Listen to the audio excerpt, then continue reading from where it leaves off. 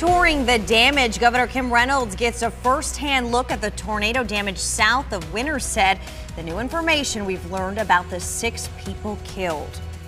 Picking up the pieces, 1 person killed in Lucas County. The work tonight to clean up the destruction left behind. And homes destroyed. They clean up in southeastern Polk County and across the state to help families who've lost everything. KCCI 8 News at 5:30 starts right now. We're Iowans, and that's what we do.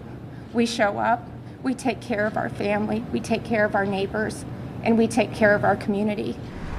Tonight, heavy emotions and a wide path of destruction across central Iowa. Sky 8 gives us a first look at that destruction left by powerful storms 24 hours ago. Earlier today, Iowa Governor Kim Reynolds toured parts of Madison County as the cleanup begins. We have crews throughout central Iowa tonight covering the damage in Madison County, Lucas County, and in rural southeastern Polk County. Some of the worst damage was south of Winterset on Carver Road near Highway 169. That's where multiple people were killed when the tornado moved through. Governor Kim Reynolds toured the area today. She met with neighbors and crews who are helping clean up the damage left behind. Busloads of volunteers were there today picking up debris.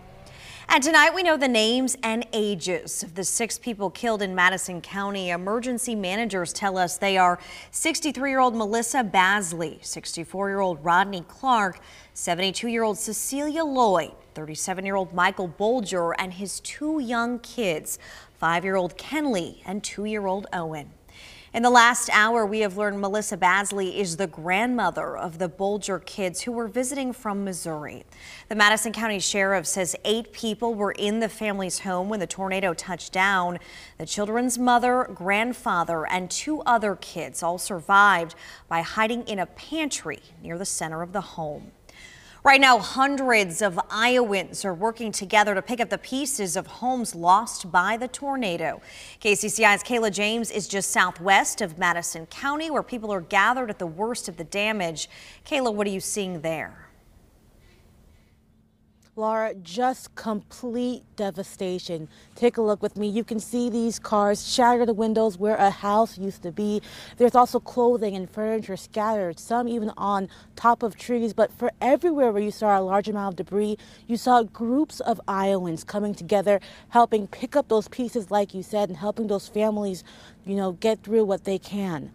Now, these volunteers are here and they are prepared. They're operating machines, picking up what's too large or heavy. But then they're also leaving nothing behind, walking around areas, picking up papers, pictures, and anything that looks personal and delicate.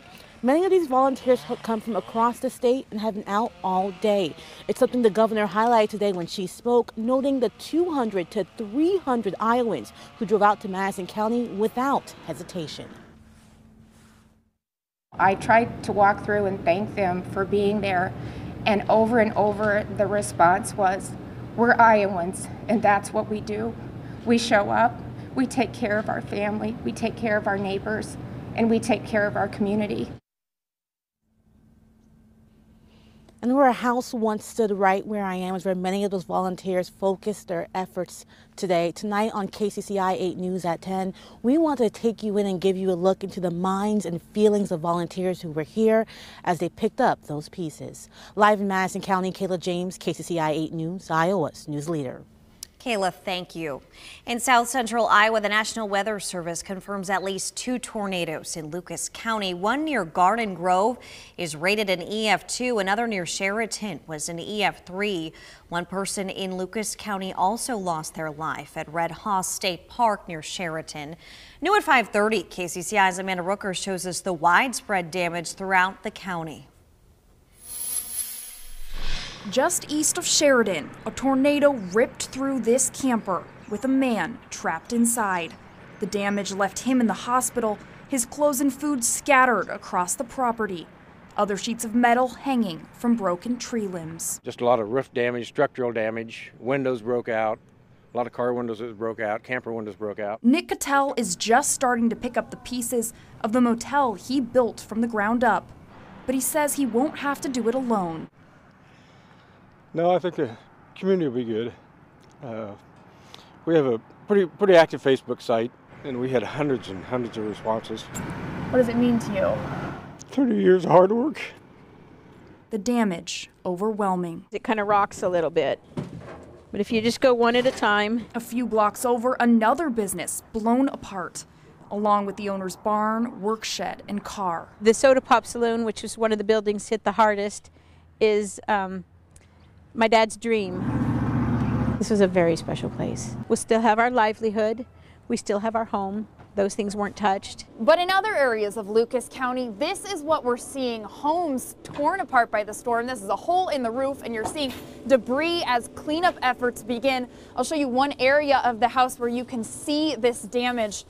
This, all that's left of a bedroom, walls torn off, roof torn off, life changed in an instant. It's hard to think about when something like this happens because you just don't know like where to start. That's the big question. Where do you start? What do you do with all this stuff now? But in Lucas County, there's one overwhelming message. Even through all the devastation, there still remains a lot of hope. We've got a tremendous response, and I'm sure that we've had construction crews offer to come in and help. This is what I love about rural Iowa is that everybody comes together when something happens. And you know, you're always willing to help out, and the same is true when something happens to you. Picking up the pieces together.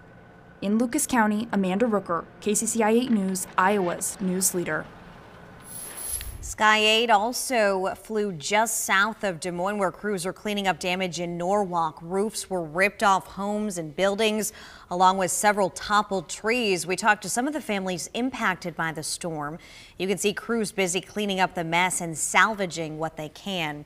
KCCI's Bo Bowman is live on Des Moines' southeast side tonight, where neighbors are picking up the pieces of their destroyed homes. Bo?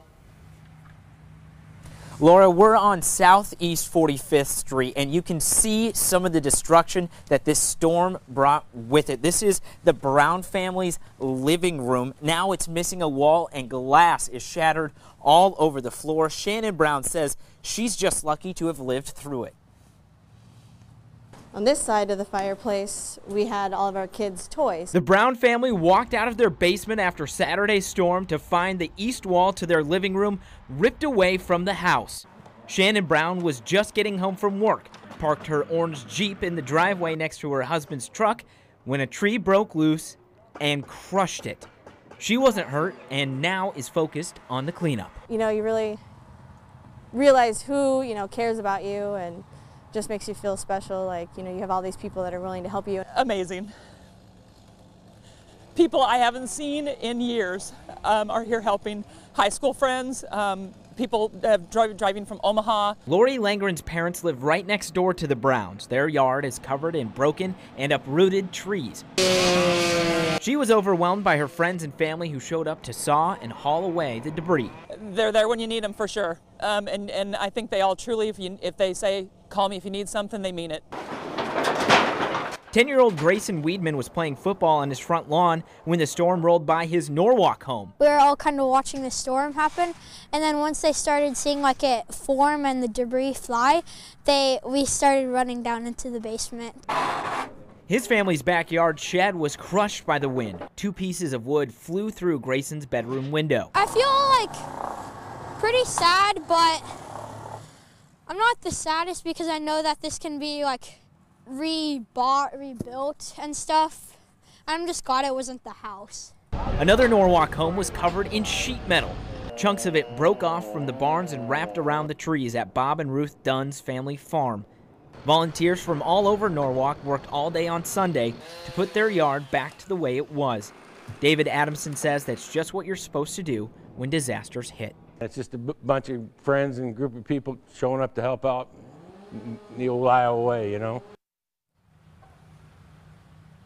Now here at the Brown family home in southeast Des Moines, they have the living room sealed off from the rest of the house so they can use that half of the house, but they are still without electricity, water, and heat. We're live in Des Moines. Bo Bowman, KCCI 8 News, Iowa's news leader. Bo, thank you. We love Grayson's attitude. Well, there are several ways that you can help Iowans impacted by yesterday's severe storms.